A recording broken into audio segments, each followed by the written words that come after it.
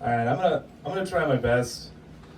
Recently, I had my self-confidence shattered. It's not a big thing. Everybody thinks it's a big thing. I was flying.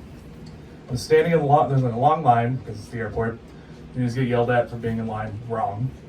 And this lady was walking by. She worked for the airline. Walked up silently, looked at me, and went, "Fort Lauderdale, Florida?" And I went, "No." And she went, "Oh." And then she just walked off. She didn't ask anybody else any other questions. I don't know. That's a judgment call on me. Do I look like a garbage person? That's the third worst city in Florida. There's no reason to go to Fort Lauderdale. I was traveling for Thanksgiving now. It did dawn on me. Have you guys ever had to explain Thanksgiving to somebody who's not from the United States? It's always an interesting thing because you're all right, once a year on a Thursday, we all get together and we go wouldn't a Saturday work better? Or is it the 28th? So it's always that. And it's no, it's always a Thursday.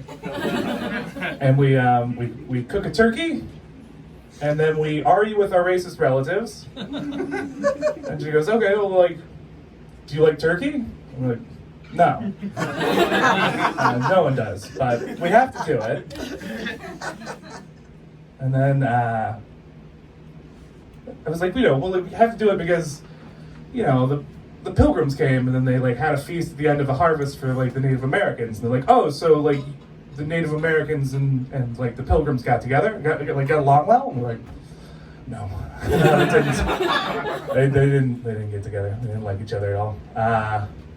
And then just as you start to realize how ridiculous it is, the one little food thing that's your thing comes up, and you're just and there has to be lumps in the mashed potato, because if there's not lumps in the mashed potato, we don't know if it's instant mashed potatoes. And that's the way Grandma always made them from scratch, and then you realize that's what the holidays were. That's where we're here. But Black Friday happened, but I do have to tell you, capitalism is over. I don't know if you guys heard this. Yeah. You want to know how I know? I know because I saw an old lady vaping. And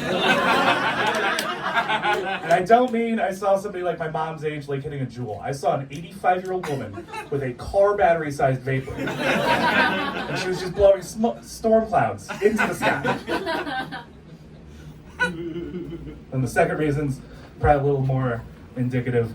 Hasbro, the company that owns such family-friendly products as Monopoly and Chutes and Ladders, recently acquired Death Row Records.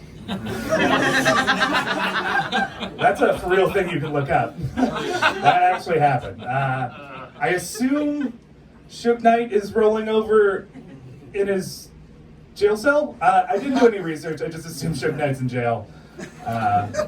But I'm curious to see what the version of Death Row Monopoly is going to be. Because instead of getting the card, you get $25 for being in a beauty pageant. We'll be you get $25 million for dangling vanilla ice off of a balcony. There's a lot more go directly to jail spots on that board. Thank you guys. Good night.